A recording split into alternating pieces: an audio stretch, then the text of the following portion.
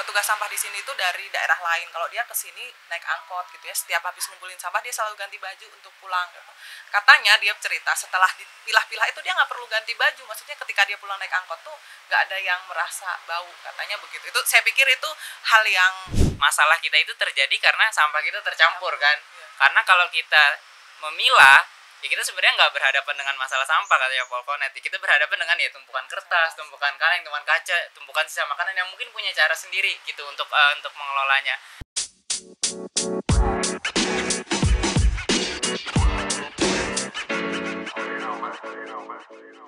Adanya persoalan overload dan kebakaran tempat pembuangan akhir sampah adalah dampak buruk pengelolaan sampah yang tidak memprioritaskan pengurangan dan pemilahannya. Salah satu pendekatan solutifnya adalah Zero Waste Cities yang dapat membantu masyarakat mengelola sampah dari rumah dan juga membantu kota untuk mengelola sampah lebih sistematis dan berkelanjutan. Hari ini saya Ningrum Lestari bersama dua orang keren. Ada Mas Atta dan juga Teh Ayu yang akan mengobrol banyak tentang Zero Waste Cities. Mungkin bisa diperkenalkan dulu dari Mas Atta. Aku Atta dari Greenpeace Indonesia sebagai juru kampanye urban. Nah, kalau di Greenpeace sendiri memang tim kampanye urban ini fokusnya salah satunya untuk isu sampah dan plastik sekali pakai ya. Jadinya cocok lah sama tema obrolan kita pada hari ini. Baik, boleh langsung Teh Ayu. Oke, terima kasih. Saya Ayu, saya dari YPBB. YPBB saya sebagai staf kampanye divisi Zero Waste dan pegang juga untuk koordinator tim kota Zero Waste Cities. Jadi apa itu Zero Waste Cities nanti mungkin kita akan banyak diskusi gitu ya, banyak sharing dengan semuanya.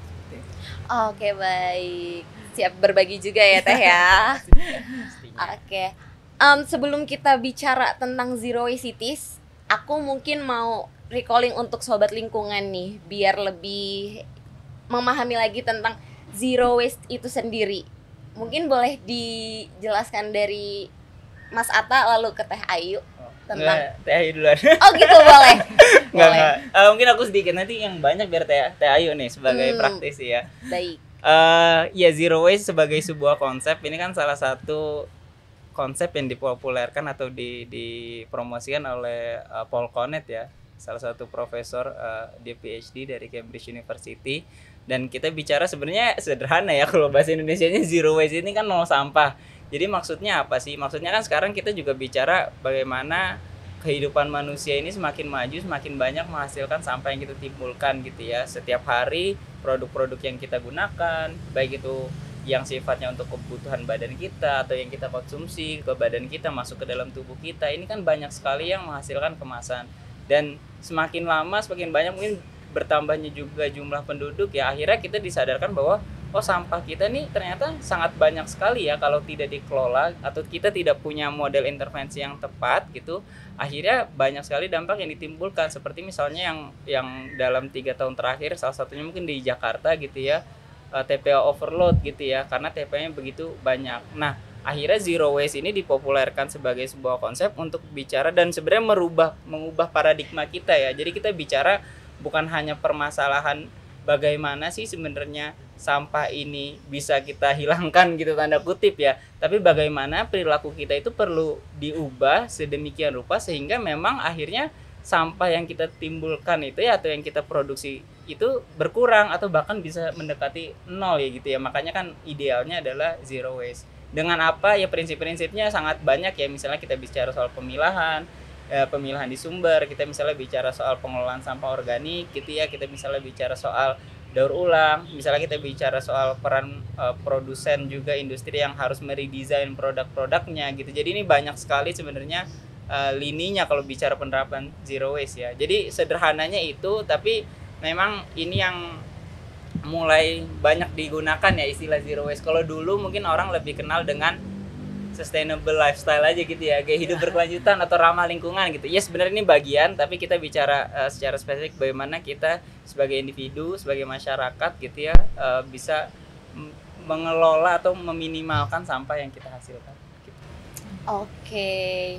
Mungkin lanjut dari Teh Ayu sendiri. Mungkin tambahan sedikit ya, tadi juga udah disampaikan, mungkin kan memang kaitannya dengan kehidupan kita sehari-hari. Jadi tidak mungkin, kalau bahasanya kita tidak mencerna mentah-mentah lah ya, nol, hilang sama sekali, tidak seperti itu. Tapi bagaimana kita meminimalisir gitu ya. Jadi dari memang dari awal-awal, tidak hanya ketika kita pakai ya, udah kita pakai kan berarti udah penanganan yang sudah ada, tapi dari awal sebelumnya gitu ya, pengurangannya itu juga gitu, seperti itu. Oke, Gitu, baik. Zero waste. Terima kasih, jawabannya keren banget. Tapi memang sebagai masyarakat gitu ya, kita tuh seringkali, mungkin aku pribadi masih melakukan gitu, atau masyarakat lainnya juga kayak udah sampah taunya dibuang terus udah berakhirnya di TPA juga gitu.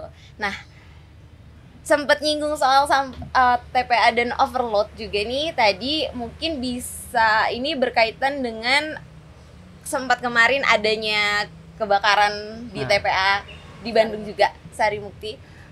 Nah, itu apakah akhirnya masyarakat timbul inisiasi untuk membuat konsep zero waste cities? Jadi zero waste cities ini memang kalau untuk kita kan apa sih ya, maksudnya orang tinggal di Indonesia gitu ya. Jadi memang zero waste cities itu implementasi zero waste dalam pengelolaan sampah gitu ya. Jadi yang sebenarnya kedepannya itu bagian upaya untuk mendorong transformasi perubahan sampah skala nasional gitu ya. Jadi ya tujuannya zero waste cities tadi ya, kita pengen merubah untuk pengelolaan sampahnya seperti apa, kemudian juga semua aspek pihak gitu ya, pemerintah, kemudian masyarakat, pelaku usaha juga menjalankan pengelolaan sampah yang sesuai juga dengan amanat Undang-Undang 18/2008 gitu ya, seperti itu. Jadi itu kurang lebih zero waste cities, dan apa yang kita kembangkan gitu ya adalah zero waste cities itu tujuan utamanya untuk penekanan di pengurangan sampah. Jadi kita pengembangan sistem pemilahan dari rumah dan pengumpulan terpilah gitu ya. Jadi di awal memang ya tahun yang dengan waktu 2015 itu waktu DLH masih BPLH waktu itu ya, Dinas Lingkungan Hidup Kota Bandung. Jadi YPBB dengan ada lembaga-lembaga lain di Kota Bandung gitu ya punya inisiasi program masing-masing. Nah, kami dari YPBB kebetulan juga di lokasi di RW ini gitu ya, model pertama kami gitu ya, kita membangun untuk pemilahan dari rumah tadi ya, pemilahan kemudian diolah sedekat mungkin. Pemilahan tadi ya, ada sampah yang sisa makanan ya diolah sedekat mungkin gitu ya, kemudian sampah yang memang layak jual warga sepakat untuk diberikan ke bank sampah, tinggal memang yang dikasih ke petugas ataupun nanti dibawa ke TPS adalah yang memang tidak bisa diapa-apakan gitu ya. Jadi seperti itu. Jadi kita kembangkan sistem, karena kalau kita hanya berbasis kesadaran memang selalu dibilang lama gitu ya, tapi sambil dipaksa gitu ya, aturannya begini gitu ya. Sama seperti ini selalu di PBB disampaikan bahwa ketika kurang lebih sama seperti di persimpangan ada lampu lalu lintas, kalau warna hijau berhenti gitu ya, warna hijau jalan, merah berhenti. Nah, memilah juga begitu, kita bangunnya sistem, jadi udah jadi satu juga, tapi juga memang kita kembangkan sistem dibarengin juga dengan komponen lainnya, bagaimana warga biar bisa milah tadi ini ya, kita edukasi. Kemudian yang paling utama, kita nggak hanya edukasi warga, karena realnya yang mengumpulin sampah kan petugas sampah. Kita ada satu tahapan juga yang kita edukasi petugas sampah. Kita harus hubungkan biar ini berkelanjutan gitu ya. Jadi setelah dipilah sama warga di rumah masing-masing, si petugas sampah ngumpulinnya terpilah. Jadi tidak ada alasan lagi saya sudah memilah dicampur oleh petugas sampah. Jadi kita edukasi juga petugas sampah gitu ya. Kita bekali juga petugas sampah dengan wadah-wadah terpilah. Jadi ketika warga memberikan sampah yang sisa makanan, ini petugas sampah ngumpulinnya di wadah mana, kemudian yang misalnya sampah yang lainnya dikumpulinnya di mana, kurang lebih seperti itu. Jadi kita coba kembangkan sistem tadi, walaupun dibarengin juga dengan edukasi, sosialisasi, itu jelas ya gitu. Karena kan kita mengenalkan sesuatu yang baru gitu ya ke warga, merubah cara bagaimana yang biasanya membuang sampah itu tinggal jadikan satu gitu ya, kasih ke petugas, ini harus terpisah-pisah seperti itu. Oke, cukup panjang prosesnya juga ya. Iya. Aku mau nanggepin, maksudnya ini sangat menarik banget gitu, dan kalau aku pribadi sih melihat mungkin ada dua hal gitu ya, take away yang aku dapat nih dari penjelasannya Teh Ayu. Yang pertama, kita bicara soal pemilahan di sumber ya. Karena kan yang terjadi saat ini ya, kalau kita balik lagi ke konsep zero waste, memang masalah kita itu terjadi karena sampah kita tercampur kan. Karena kalau kita memilah, ya kita sebenarnya nggak berhadapan dengan masalah sampah katanya Polkonet. Kita berhadapan dengan ya tumpukan kertas, tumpukan kaleng, tumpukan kaca, tumpukan sisa makanan yang mungkin punya cara sendiri gitu untuk mengelolanya. Jadi pemilahan di sumber ini sebenarnya memang salah satu kunci. Karena kan yang terjadi sekarang itu ketika sampah dicampur dibuang ke TPA, itu kan kawan-kawan pemulung baru mulai milah di situ kan, dipungutin tuh kayaknya plastik-plastik misalnya, atau sampah-sampah yang punya nilai gitu untuk masuk ke industri daur ulang. Tapi nggak seperti itu yang ideal gitu ya. Kalau mungkin ada teman-teman sobat lingkungan yang pernah main ke TPA gitu kan, di situ biasanya banyak teman-teman pemulung ya, kawan-kawan pemulung yang beraktivitas, bahkan sudah di TPA yang kondisinya sudah sangat tidak layak sebenarnya untuk beraktivitas gitu kan. Nah, makanya pemilahan di sumber menurutku ini jadi salah satu kunci. Dan yang kedua, kalau aku nangkapnya adalah bicara sistem. Ini yang mungkin masih banyak tantangan di banyak sekali kota kabupaten di Indonesia gitu. Karena kalau kita bicara sistem kan, kita tidak bisa hanya mengandalkan inisiatif masyarakat.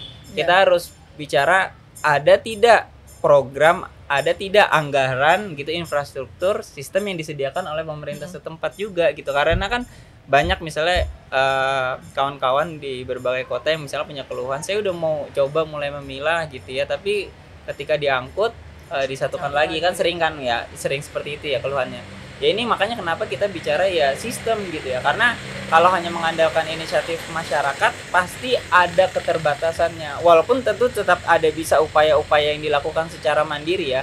Kayak misalnya kalau aku gitu di lingkungan rumahku, karena mungkin tidak seperti di sini yang sudah sangat advance ya bicara soal zero waste, ya mau nggak mau ketika kita milah sampah, kita cari bank sampah sendiri, atau yang kedua misalnya kita panggil jasa pengumpulan sampah terpilah gitu, ada pihak ketiga lagi, tapi akhirnya kan harus ada biaya tambahan gitu di luar iuran kebersihan yang kita bayar gitu ke RT. Nah ini sebenarnya hal yang sebenarnya menurutku sangat menarik dan bisa jadi kunci, dan semoga sebenarnya ya, berharapnya memang pemerintah ini mulai melihat ini sebagai solusi yang sebenarnya bisa dilakukan gitu, sangat bisa ketika ada komitmen menurutku gitu. Jadi ngomongin zero waste ini tuh memang zero waste cities ya, lebih cukup kompleks karena mulai dari pemilahan sampah, terus ada sistemnya, terus juga partisipasi masyarakat dan juga pemerintah. Aku sangat ingin tahu nih, waktu YPBB mulai menerapkan zero waste cities ini, mungkin kita dalam lingkup yang di sekitar sini ya Teh ya, seperti apa sih respon dari masyarakat dan cara untuk mengedukasi masyarakat tersebut hingga bisa berjalan nih konsep ini di lingkungan sekitar ini? Jadi mungkin memang berbeda-beda ya di setiap kawasan. Waktu dulu awal kita masuk itu ada yang ya maksudnya kan kita udah ini dulu ya, kondisi RW seperti apa, jumlah penduduk kita ini dulu lah, cek dulu di wilayah, profiling dulu lah istilahnya. Jadi kemudian kita juga banyak konsultasi juga dengan pengurus RW gitu ya, sampai kita sosialisasi dan kita menekankan karena kita memastikan ini pemilahan di semua rumah di RW ini. Jadi setelah kita cek, kita sosialisasi mungkin kan nggak mencakup semua warga ya, hanya pengurus dan yang aktif mungkin ya. Terus udah kita lihat juga sarana prasarana yang ada, kemudian kita lihat juga kondisi petugas, kita lakukan edukasi dari rumah ke rumah. Jadi kita memastikan 100% rumah itu teredukasi bagaimana pemilahan gitu ya. Jadi kita bergerak bersama, waktu itu juga ada relawan, ada dari kader RW gitu ya. Jadi memastikan setiap rumah ini teredukasi bagaimana pemilahan gitu ya, seperti itu ya. Ada ya penolakan, ada yang udah pesimis ya, banyak juga ada juga yang bilang tidak mungkin gitu ya, tapi kita coba ya, akhirnya pas kita uji coba kemudian memang ya walaupun masih belum ada yang milah gitu ya, kan tidak mudah ya sekali dua kali edukasi gitu ya. Bahkan di RW sini itu awalnya juga petugasnya yang malah nggak mau gitu ya, ucing-ucingan istilahnya. Jadi kan kita pengen tahu nih pola si petugas ini gimana ngambilin sampahnya. Pas kita ikutin dia mah sesukanya mau ngambil mana, nggak mau diikutin lah istilahnya. Padahal kan kita pengen tahu nih gimana gitu. Tapi lama-kelamaan kan petugasnya akhirnya yang merasakan manfaatnya juga gitu ya. Dia dapat yang barang-barang yang biasa dijual itu biasanya pilah, campur nasi. Ini mah kan udah terpilah duluan gitu ya. Jadi kan sebenarnya kan salah satu pemilahan dari sumber ini kan meningkatkan kesejahteraan si petugas sampah juga. Terus ya kita lebih lebih kemanusiaan lah ya ke petugas yang dia ngoreh-ngoreh sampah yang sering kita tanya banyak yang bisa dijual tapi ternyata sudah jadi basah apa gitu ya. Jadi kan sebenarnya itu ketika itu dirasakan manfaatnya kan juga akhirnya jadi lebih semangat. Bahkan ada juga warga yang tadinya nolak, marah-marah gitu ya, akhirnya malah yang paling rajin milah itu juga ada gitu ya. Ya banyak lah kalau misalnya mau edukasi tim itu dimarah-marahin warga, kemudian juga ada juga RW yang jadi berantem dengan warga itu juga ada maksudnya. Tapi berantem nggak mau milah tapi pas dia ngasih sampah itu udah kondisi terpilah gitu. Kadang juga ada RW yang bilang kalau marah-marah ngasihin sampah tercampur nggak apa-apa, ini marah-marah tapi dia milah gitu kan maksudnya. Jadi ya itu alhamdulillah maksudnya dari RW juga maksudnya bisa support full gitu ya, berkoordinasi gitu ya, dan petugas bahkan juga si petugas sampah di sini waktu itu pernah, ini yang sering saya juga sampaikan, si petugas sampah di sini itu dari daerah lain. Kalau dia ke sini naik angkot gitu ya, setiap habis ngumpulin sampah dia selalu ganti baju untuk pulang gitu.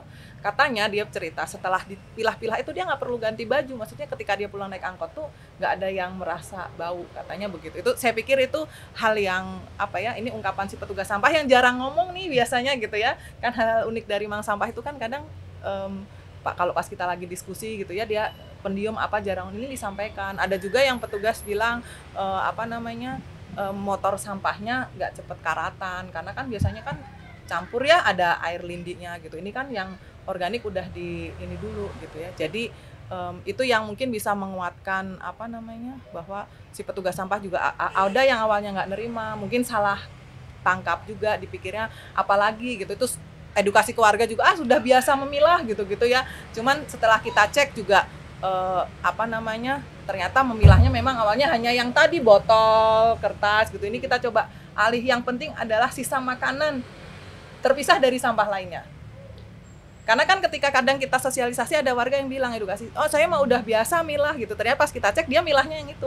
Sedangkan mungkin yang sisa makanan ini masih nyampur dengan mungkin kadang ibu-ibu kan masak dengan masako gitu yang penyedap gitu ya, kecampur ke situ gitu. Itu mah ini. Jadi yang dipilahnya yang ini. Jadi kita coba waktu itu juga diskusi, kita ganti milahnya sisa makanan terpisah dari sampah yang lainnya gitu. Kita bilangnya seperti itu karena ini yang utama nih. Banyak juga yang bilang milah-milah saya mah nggak ada waktu atau apa, karena kita cek juga dulu tuh sempat kenapa ya warga ada yang bilang sulit, nggak ada waktu, karena ternyata dia milahnya pasti emang dateng sampah gitu baru dipilah-pilah. Nah itu juga kan pasti jadi nambah kerjaan. Nah, kan kita bilang bahwa memilah itu sejak membuang, bukan ketika Mang Sampah datang baru dipilah-pilah. Itu juga ada kasus, ada yang bilang rumah saya sempit, buat satu aja sulit gitu ya. Ya banyak lah maksudnya yang bilang seperti itu, karena kita nggak pernah meminta maksudnya sekian tempat sampah di rumah gitu ya. Tempat sampah itu disesuaikan dengan sampah kita gitu ya. Jadi waktu itu kita aja untuk organik juga, wadah organik kita minta partisipasi warga. Jadi muncul ada yang bekas baskom lah, bekas panci mungkin udah bolong sedikit. Jadi kan disesuaikan dengan sampah kita, nggak perlu kita nyediain besar. Ternyata kalau kita cuman orang di rumah sedikit ya sedikit. Jadi mungkin kan disesuaikan lah gitu ya. Jadi banyak lah maksudnya yang nggak punya wadah lah, yang rumah saya sempit lah gitu, yang seperti itu. Jadi ya itu edukasi, tapi ya kita minta dari tim, dari semuanya yang ikut ya terima aja warga menyampaikan apa itu buat evaluasi kita juga gitu. Maaf, tadi itu udah berlangsung sejak 2017 berarti ya Teh? Berarti sampai 2023 ini udah berjalan 6 tahun. Syukurnya memang respon awal warga yang riweh gitu ya sama penerapan pemilihan sampah, cuma sekarang udah berjalan dengan cukup Iya. Baik, masih tetap berlangsung. Walaupun naik turun ya, tadi Pak RW bilang ya, kadang ada yang mungkin tadi pemilahannya. Karena tadi aspek satu lagi nih yang kita butuhin gitu ya.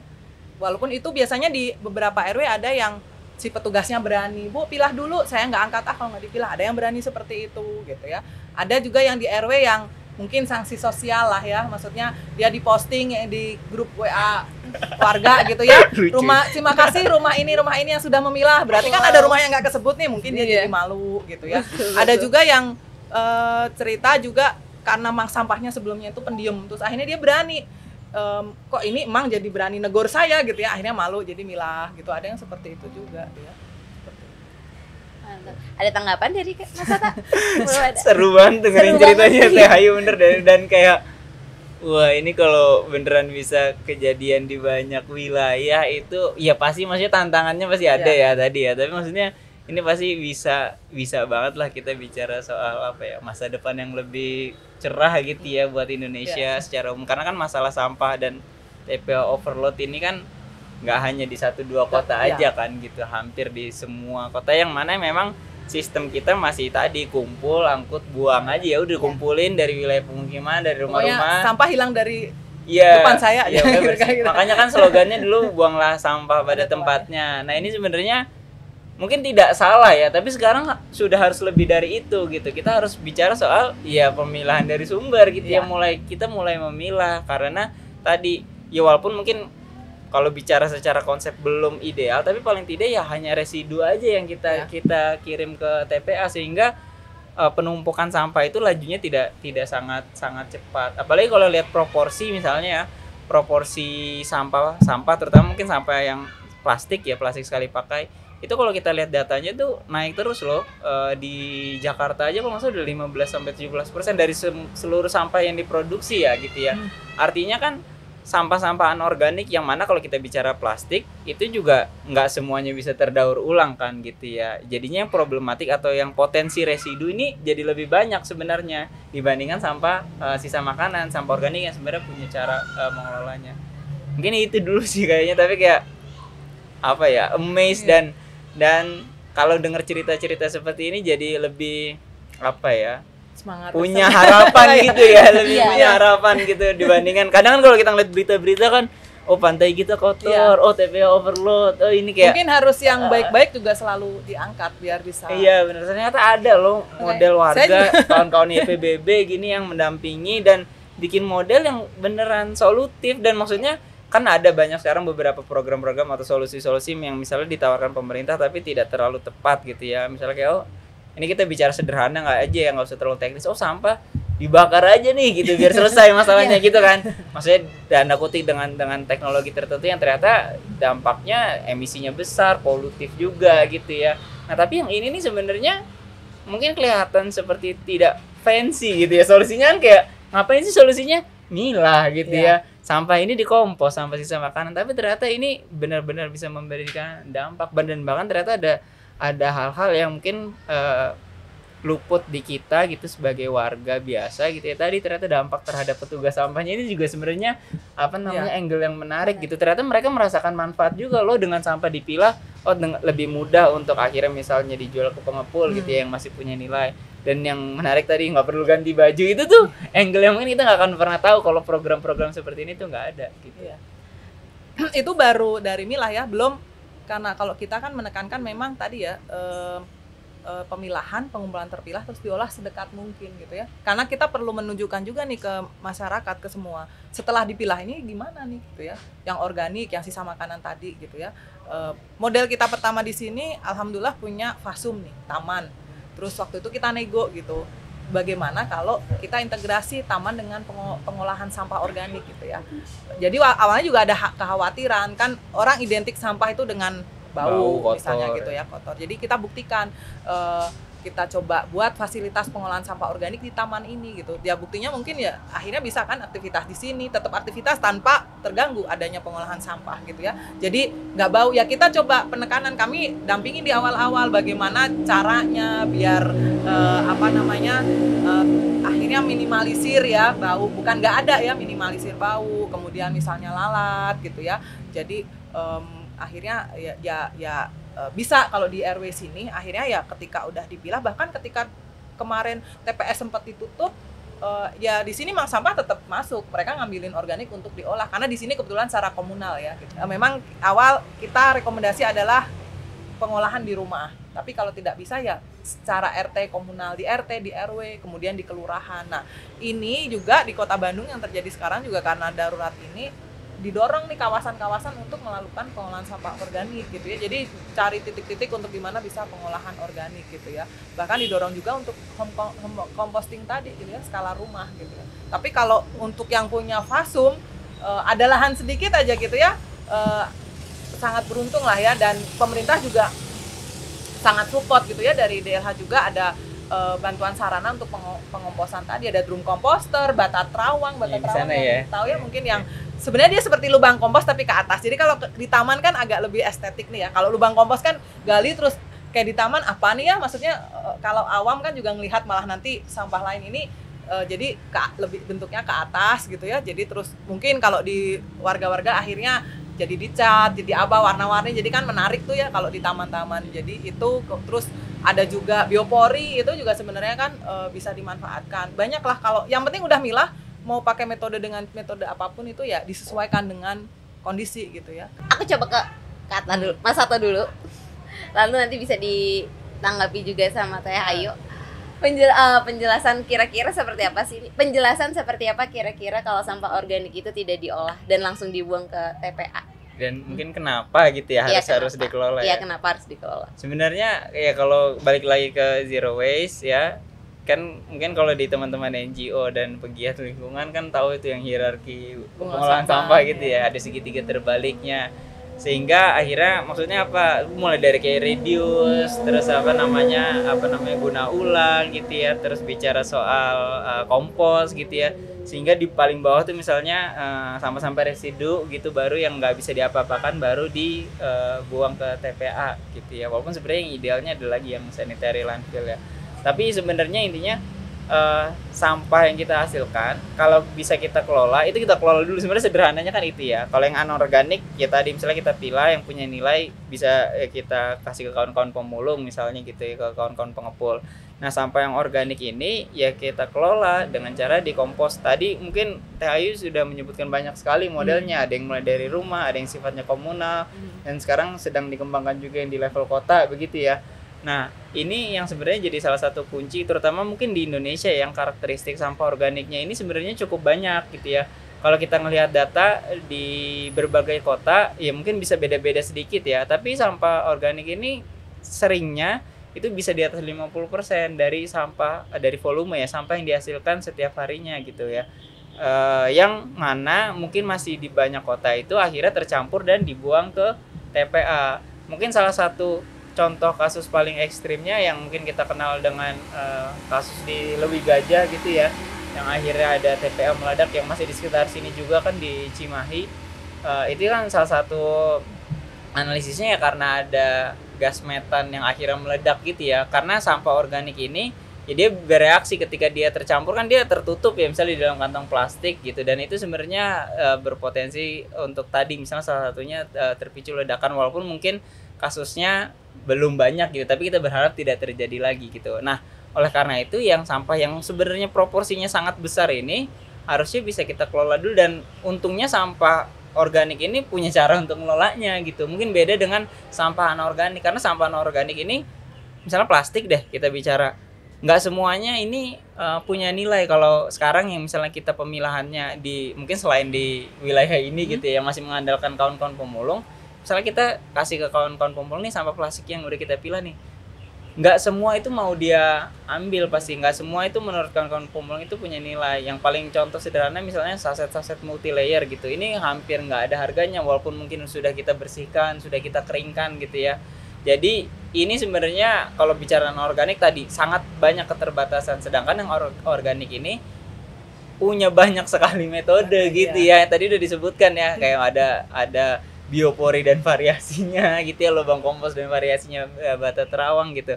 Menurutku ini sebenarnya yang bisa tadi bisa mulai dilakukan gitu. Mungkin buat kawan-kawan sobat lingkungan yang punya kapasitas, dalam artian mungkin space rumahnya cukup gitu iya. ya, dan mungkin punya pengetahuan, mungkin punya keluangan waktu juga gitu ya untuk memulai, bisa mulai dicoba gitu ya. Tapi mungkin yang belum, ya kita berharap sebenarnya inisiatif-inisiatif yang mulai dari komunal dan akhirnya ada intervensi langsung dari pemerintah ini juga bisa jadi jawaban gitu. Karena memang sepakat dengan Teh Ayu, agak susah juga menyamaratakan gitu ya dengan kondisi setiap warga gitu, setiap wilayah. Kan maksudnya kita bicara di level ekonomi yang berbeda, misalnya kita bicara dengan wilayah pemukiman yang mungkin karakteristiknya berbeda. Kalau ini bersyukurnya mungkin di RW ini punya ada taman gitu yang bisa dimanfaatkan, dan mungkin dapat izin juga gitu ya dari pemerintah untuk dimanfaatkan gitu ya. Jadi itu maksudnya kenapa akhirnya penting ya, kita berharapannya tidak terjadi penumpukan TPA tidak terjadi penumpukan di TPA. Dan yang kedua ya tentu kalau ekstrimnya tadi ya terjadi kasus-kasus seperti Lewi Gajah yang akhirnya kita peringati sebagai Hari Peduli Sampah gitu ya.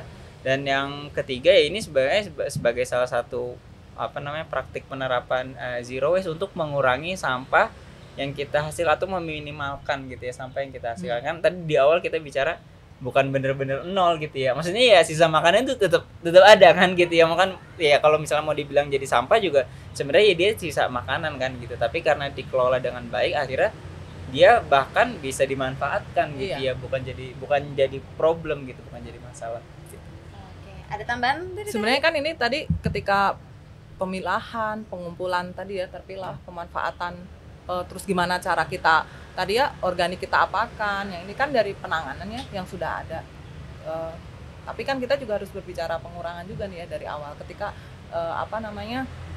identifikasinya tadi banyak plastik, banyak apa itu yang sebenarnya yang juga harusnya mampu kita kurangin gitu ya.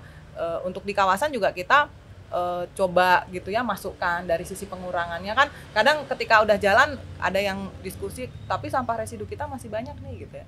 Nah kita cek residunya apa, nah itu kan bisa dari potensi pengurangan ketika acara-acara misalnya ya yang snack box, nasi box itu coba kita ubah dengan prasmanan. Terus minuman gitu ya, kita sedia refill. Itu kan juga maksudnya ini yang kita juga ya YPBB kampanyekan juga gitu ya, untuk nggak hanya penanganan nih, kita harus juga berbicara pengurangan gitu ya. Kalau hanya yang udah ada ya akhirnya bisa jadi juga mengarah ke konsumtif dan lain-lainnya. Jadi ya ada pengurangannya juga harus kita tekankan gitu. Iya, ngomongin soal kayak dari dampaknya tadi, kalau tidak dipilah sampah-sampahnya akan bisa jadi yang TPA, ada TPA yang kebakaran, terus juga overload, dan sebenarnya nggak hanya di Bandung ya overload tuh. Setelah aku baca berita juga cukup banyak gitu di wilayah-wilayah lain yang TPA-nya sudah overload. Nah, penerapan zero waste cities ini kan juga udah ada contohnya dan cukup berjalan baik ya Teh ya dan Mas Atta.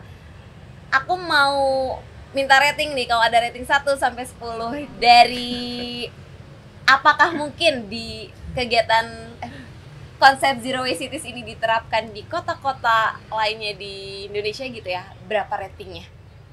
Seberapa mungkin ya? Iya, seberapa mungkin? Seberapa mungkin sih sebenarnya, maksudnya kita bicara proses yang mungkin tidak harus langsung ideal di awal gitu ya, asal ada will gitu ya, terutama mungkin political will juga gitu.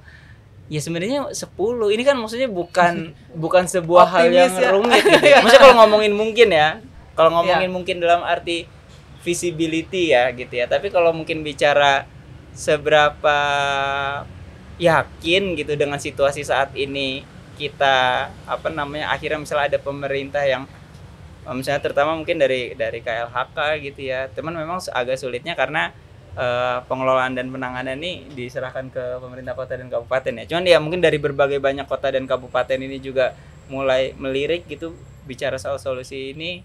Ya sepertinya memang belum saat ini gitu ya. Tapi kalau ngomongin soal apakah visibility ini mungkin direplikasi gitu ya, diterapkan bahkan ditingkatkan gitu di level, sebenarnya sangat mungkin. Jadi aku kasih 10. Oh, keren sekali semangatnya. Sangat ketularan THI ini kayaknya sebenarnya. Energi baiknya ya, Master. Boleh kalau Teh Ayu, berapa kira-kira? Saya juga harus bilang, bukan harus ya, saya sih juga optimis 10, karena ini juga untuk penyemangatin diri sendiri, penyemangatin semua tim bahwa ini harusnya mungkin dilakukan oleh pemerintah gitu ya. ada dengan segala yang kemampuan yang dimiliki gitu ya. Saya juga berpikirannya sudah itu menyemangati diri sendiri. Keren. Berarti memang sebenarnya bisa dilakukan ya. Yeah. Kalau semuanya kompak dari berbagai seluruh kalangan masyarakat terkecuali termasuk pemerintah dilakukan. Itu dia tantangannya. Oke. Mungkin apakah ada harapan atau pesan-pesan untuk sobat lingkungan terkait zero waste, penerapannya baik di rumah atau secara kolektif? Ya. Kalau dari aku mungkin ya harapan buat teman-teman semua ya kita mulai dari hal-hal yang kita bisa. Sederhana memang gitu karena tadi di banyak daerah, di banyak wilayah mungkin belum punya program-program zero waste cities gitu. Jadi mungkin prasarananya gitu belum menunjang. Jadi upaya apapun yang kita lakukan sebenarnya untuk meminimalisir sampah kita seperti bawa wadah sendiri, tadi mulai memilah kompos, datang ke bank sampah atau mungkin memanggil jasa untuk menjemput sampah pilahan, apapun itu sebenarnya bernilai gitu ya. Walaupun memang kalau untuk bicara perubahan yang lebih signifikan tadi kita butuh sistem gitu, kita butuh semua ini bergerak. Jadi sebenarnya aku menaruh harapan tidak hanya kepada teman-teman masyarakat, warga dan kita juga bagian dari masyarakat, tapi juga tadi ya kepada pihak-pihak yang sebenarnya lebih punya otoritas, lebih punya resource gitu ya, selama mereka punya willingness dan komitmen ya, seperti pemerintah mulai dari level kota, kabupaten, pemerintah di level nasional, dan juga mungkin satu hal yang mungkin tadi nggak terlalu kita banyak bahas adalah dari produsen gitu ya. Kenapa produsen juga menjadi kunci gitu ya dalam hal zero waste ini, karena ya tadi seberapa